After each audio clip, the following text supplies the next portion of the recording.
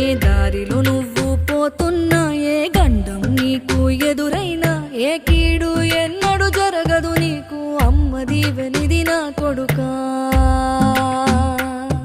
ఈ దిక్కులు నీతో కదిలేను, ఆ చుక్కలి దిష్టి తీసేను, ఏ గాలి ధూళి సోకదు నిన్ను, అమ్మ దీవెనిది నా కొడుకా.